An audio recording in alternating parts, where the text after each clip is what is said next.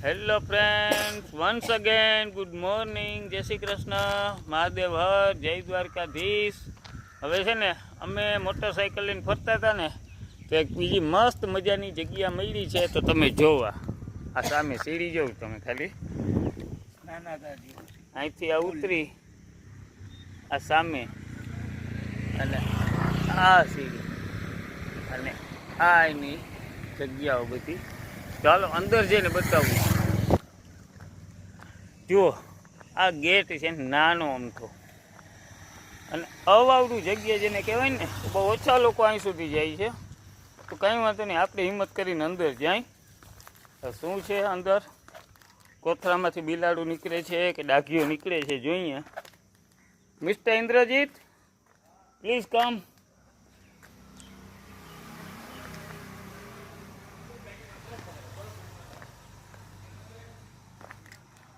હાલો હળવે પગલે હાલતા થઈએ એમ કેમ તો કહેવાય. જો આવ્યું આ પથ્થરની વચ્ચે પાણી, અહીંયા બેસવાનો બાકડો.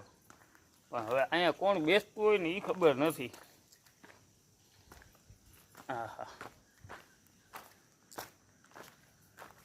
નીચે ધ્યાન રાખવું પડે છે પગમાં, કારણ કે કાંટાવાળો રસ્તો છે.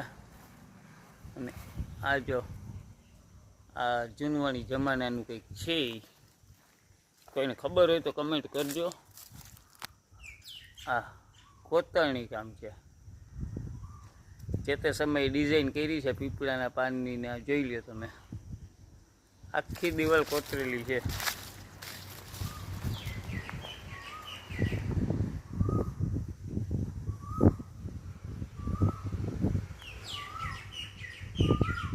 હાલો મારો મિત્ર આવે છે, આવે એટલે આગળ વધીએ.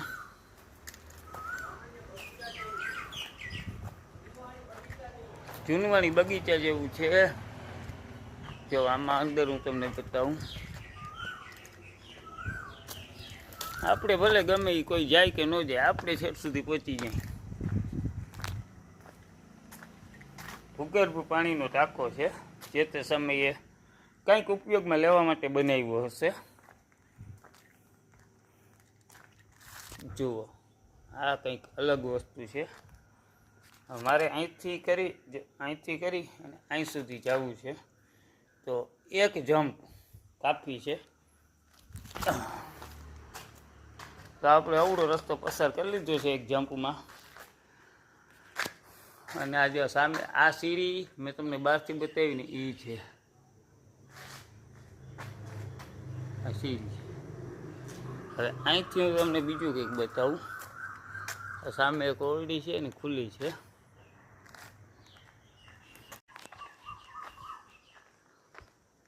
હાલો આગળ બતાવું તમને. અહીંથી પાછું સીડી ચડવાનું આવી ગયું છે.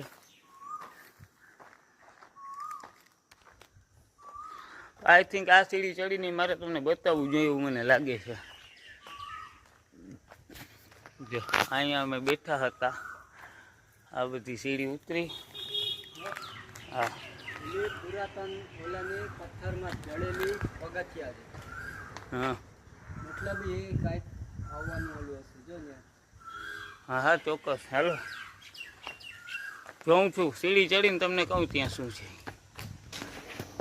આ છે ને 2 સ્ટેપમાં પગથિયા છે. આ સિમેન્ટના કરેલા છે અને આ કુદરતી પથ્થરના પગથિયા છે. જો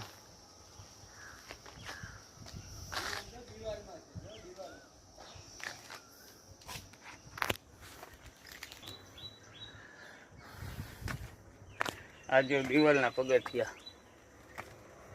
ઓહો શિવ લહેરી. આહા,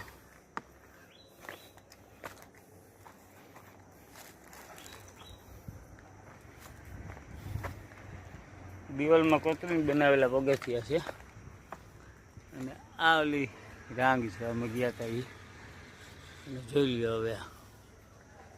સારું, અહીંયા આવે છે ને આ વસ્તુનો એન્ડ આવે છે. હવે અહીંથી આગળ જવા માટે નો ચાન્સ. આમ જોઈએ તો જંગલ જેવું છે.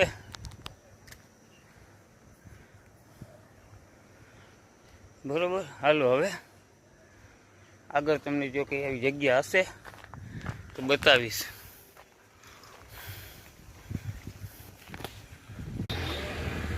તો છે ને મિત્રો, આ જગ્યા જો હું તમને બતાવતો હતો ને, ત્યાંથી રિટર્ન થતાં થતાં મને એક આ જગ્યા જોવા મળી. હવે અહીંયા છે ને કંઈક રહસ્ય તો છે, શું છે એ કંઈ ખ્યાલ આવતો નથી. હું તમને ઝૂમ કરીને બતાવું છું. જો આ રી દિવાલ છે, આ પાણાની કંઈક દિવાલ રાખેલી છે, અને આ દિવાલ તો આઈ થિંક હમણાં કરેલી છે. હમણાં નહીં, આને પણ ઘણો સમય થયો છે. હવે અહીંયા શું હોય નહીં કંઈ ખ્યાલ આવતો નથી, પણ જો તમે દીવ આવો ને તો આપણે કયો બીચ કહેવાય એને, હા જો આ છે ને આ હેરિટેજ વોક છે, એની બાજુમાં જ આ બધું જગ્યાઓ છે. અને આ રોડ છે ને આ નાગવા બીચથી જલંધર બીચ બાજુનો જે રોડ છે ને એ છે.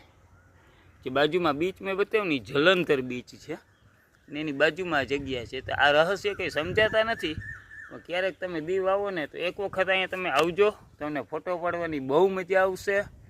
અને બહુ સારી અને ઐતિહાસિક જગ્યા છે, રાજા રજવાડાના વખતની. જેમ કે આમ તો રાજા રજવાડા ન કહી શકાય, એમ કહી શકાય, પણ ફિરંગી અને જે અંગ્રેજોના વખતનું છે ને એ વખતની આ જગ્યા છે.